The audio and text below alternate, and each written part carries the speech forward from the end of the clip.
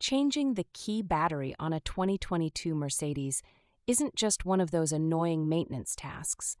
It's the kind of thing that hits you right when you're already 10 minutes late and your push start just blinks at you like, "Not today." Most people don't realize that your key fob is basically a tiny, overpriced computer.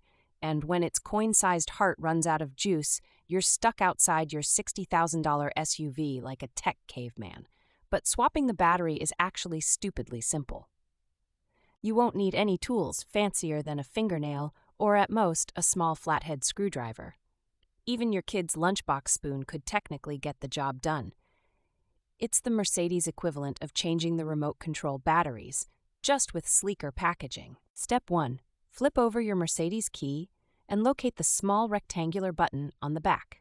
Press it in firmly, there's weirdly satisfying resistance, and slide the metal key blade out.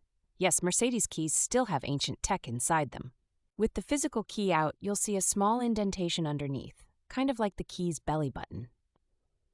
Take your fingernail or screwdriver and gently pry off the back cover from the fob. Don't worry, it won't snap like a Pringle. Inside, you'll find the source of your problems. A single CR2032 coin battery staring up at you like, "So yeah, I died." These things are cheap, like $3 or less, and you can find them at every pharmacy, grocery store, or gas station, basically everywhere but an actual Mercedes dealership. Before you yank it out, take note of the battery's polarity. The positive plus sign usually faces up, kind of like how a sad person eats pizza face up for comfort. Slide the old battery out and insert the new one the exact same way. Snap the plastic back cover into place. You'll hear a satisfying click that confirms you didn't just break your key.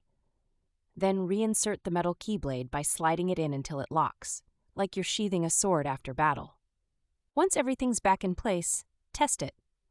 Push the lock button and wait for that sweet, satisfying click from your car. If nothing happens, chances are you either have the battery in wrong or you bought the dollar store version that expired in 2020. Here's the thing.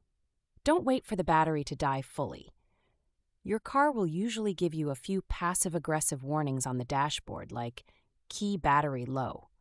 Replace it when you first see that message, not after you're locked out of a Starbucks.